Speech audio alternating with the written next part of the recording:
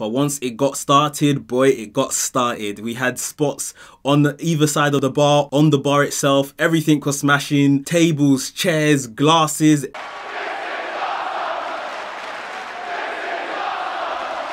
What's up, maniacs? My name is Mex. I'm a wrestling fan, a wrestling enthusiast, a WrestleManiac if you will. And today we are discussing Smackdown. We had a really entertaining show. There were some good matches, some really good angles, and then we had what I think was one of the better cinematic matches that we've got over this last couple of months of cinematic matches. So stick around for the review because it's going to be a good one. Right here at WrestleManiac UK, I discuss everything that is WWE and AEW. So if this sounds like the place for you, make sure you hit the subscribe button and hit the notification bell so you get notified every time I drop a new video. Ladies and gentlemen, without further ado, let's get into the review. So in the opening segment of the show, we had Sasha Banks and Bayley come down to the ring, and they were defining greatness and ultimately defining themselves as greatness, saying that, you know, if you look at greatness, the definition of it, you're gonna see Sasha Banks and Bayley. The usual stuff from these two, just winding everybody up. Nikki Cross soon came out, accompanied by Alexa Bliss, and Nikki Cross was saying, look, I was cheated, I need a rematch. And it was eventually agreed that for Nikki to get her rematch, she would have to defeat her friend Alexa Bliss in a match, and ultimately this became a #1 contenders match. Whoever won out of Nikki and Alexa Bliss will take on Bayley next week for the women's championship. Throughout this match, Sasha Banks and Bayley were on commentary and were super entertaining as usual, and despite their friendship, Alexa Bliss and Nikki Cross were putting on a really good match. Alexa Bliss working the rib area of Nikki Cross, where Nikki was punched by Bayley wearing Sasha Banks rings at Extreme Rules. If you remember, Nikki was wearing rib tape throughout the match. But after a roll up, Nikki got the win, and Nikki will be facing Bayley next week for the women's championship. The next match on the card was Matt Riddle versus Tony Nese. You knew this match was just going to set up something, as I don't even think Tony Nese is usually on Smackdown. So it was a really quick match. I think I noticed that Matt Riddle had done something with his hair. Did anyone else notice that? It looked like wavy or something. If you guys noticed that as well, let me know down below in the comments.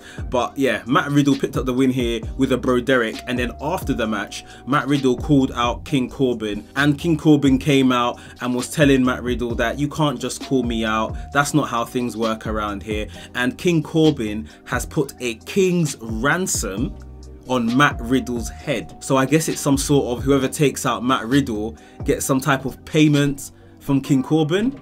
I remember back in the day when they done this, when Triple H put a bounty on Goldberg's head, if you remember, and Batista claimed the bounty. I think it was $10,000 or something like that. So it makes for a good storyline if it's going to be very chaotic, everyone trying to take out Matt Riddle. Tony Nese tried to take him out straight after their match, after Matt Riddle picked up the win, but he got a kick to the head for his troubles. So yeah, like I say, it's going to be very interesting to see all the different people that are going to come forward to try and claim this ransom on Matt Riddle's head. I think at this point we got some really interesting news for Big E, and we're going to get onto that in a second. But guys, if you are enjoying this review so far, please make sure you hit the thumbs up button and give me a like. I thoroughly appreciate it, and it does a lot for my channel. And like I say, if you are new here, hit the subscribe button and make sure you click the notification bell too. So I believe at this point we had a backstage segment where Big E was waiting by the trainer's door, and soon emerged Kofi Kingston from behind the door. Kofi Kingston obviously still carrying wounds from that double table spot at Extreme Rules, which was absolutely great. I really loved that part of the match. Kofi Kingston goes on to tell Big E, look, I'm standing, so I'm good, but I'm not going to be able to compete for 6 weeks. I'm out for 6 weeks. And Big E's like, don't worry Kofi, I'll hold down the fort, you know, just go off and rest, take as long as you need. But Kofi just stops him in his tracks and says, listen E, you've been so supportive of me and Woods, but now me and Xavier Woods are on the bench. It's time for you to go and do what you need to do. Kofi Kingston essentially giving him the thumbs up, the all clear to have a singles run, become a singles competitor, while the rest of the New Day are still nursing their injury. So as you all know, this is something that everybody has wanted for a very long time. I've had a whole load of people on my Instagram today hitting me up for a video that I made about 3-4 months ago saying that Big E needs a singles push now, and it looks like we are going to get it.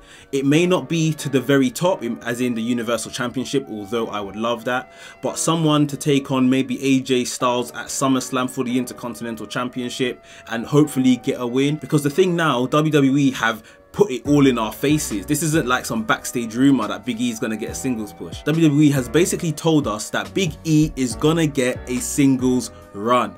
So WWE cannot drop the ball on this now. It really should be a matter of what belt is he gonna win. Will it be the Intercontinental Championship or will it be the Universal Championship? Because otherwise, if he doesn't win here, it's going to look like, well, he needs a New Day to win gold. So WWE have kind of put themselves in the corner, if you ask me, and it really should be at this point, what belt does Big E win, rather than is Big E going to win? Nevertheless, it's news to my ears. Like I have been saying, Big E really should be the focal point and be able to chase that singles gold. It's been a long time coming, and I really hope that we get something good out of this. Back to the ring now, and we had a fatal 4-way match to determine who was going to face AJ Styles next for the Intercontinental Championship. It was Gran Metalik versus Lince Dorado versus Drew Gulak versus Shorty G, and this was a really fast-paced match, loads of high-flying moves. Obviously with the guys involved, you would expect that. As the match was going on, I thought, like, really and truly, we've seen Drew Gulak have a chance, that Shorty G, this might be his chance. I didn't see them making Gran Metalik or Lince Dorado the #1 contender, but I was wrong. And before I get on to the winner, if you really take a look at Shorty G in this match, it's like, what are these guys doing with him? He is so talented. All these guys in this match were talented, but Shorty G has that good mix of being able to do the high flyer stuff, the grappling, the technical wrestling. He's just so good, and he doesn't deserve, even us calling him Shorty G is just a complete nonsense. He needs his name back. Chad Gable, him and Jason Jordan in American Alpha, whoever remembers, like, these two were just brilliant in NXT. And then, as it does when you get to main roster, it all kind of goes sour. But back onto the winner of this match, it was Gran Metalik. He won with his elbow drop when he walks the ropes into the middle of the ring and then jumps off onto Chad Gable and got the pin. AJ Styles, that was on commentary, came into the ring after the match to offer a hand, let the best man win, that kind of thing. Gran Metalik didn't shake his hand. AJ Styles gave him a slap for his troubles. Gran Metalik slapped him back, got him out of the ring, carried the Intercontinental Championship, and that pretty much guarantees he's not going to win the championship because he's held it up before he's actually won it.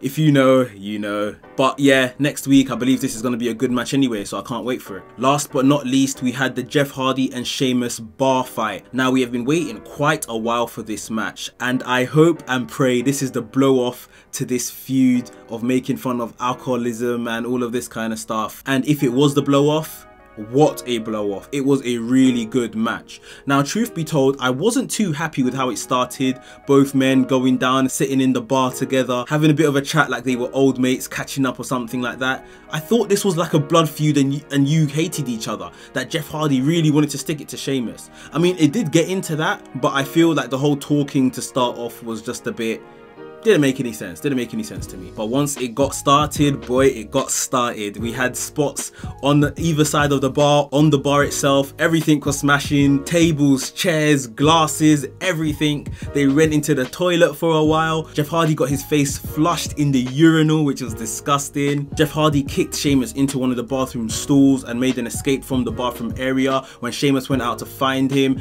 Jeff Hardy was coming out of a closet with a ladder. Of course, Jeff Hardy finds a ladder in a bar fight, brings it out and sets it up. Jeff Hardy and Sheamus do a bit more brawling. Just as it looks like Jeff Hardy's going to climb the ladder for the first time, Sheamus's personal bartender, Jeeves, apparently he's got a name now, tries to stop Jeff Hardy from climbing the ladder, and he gets a powerbomb through a table for his troubles. Never seen Jeff Hardy do a powerbomb before. I can't remember any time he's ever done anything like that, so that was really interesting to see. Sheamus then comes back and takes out Jeff Hardy and then puts his hat over Jeff Hardy's head, and then Sheamus goes off to get a pint.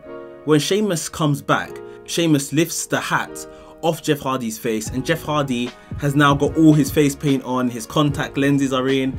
Is this some type of demon Jeff Hardy that he evolves into? I don't know where we're going to go with this, but it was interesting that they did that. Sheamus, now floored by this enhanced Jeff Hardy climbs to the top of the ladder, swanton bomb onto the floor. There was a bit of cut and edit in there, so I'm sure they would have put some type of mat there when he landed, but who cares? Jeff Hardy gets the pin, 1, 2, 3, and Jeff Hardy, I guess, is absolved of his demons now and has beaten Sheamus. And like I said, I hope this is over. This was a really good match, guys. You should go and watch it if you haven't. I really enjoyed it, and I think you will too. So that is all. That was SmackDown, and it was a much better show than what we've been getting in the last couple of weeks. Back to where we kind of expect SmackDown to be. We got the Big E storyline that he's gonna get a push, and it looks like we've had the end now of Jeff Hardy and Sheamus. Next week we have an Intercontinental Championship match, which is going to be great, and a Women's Championship match, Bayley versus Nikki Cross. So I am looking forward to SmackDown next week. Guys, if you enjoyed this review, please make sure you hit the thumbs up button and subscribe if you are new here. Hit the notification bell. WrestleManiac UK signing out, and I will see you soon.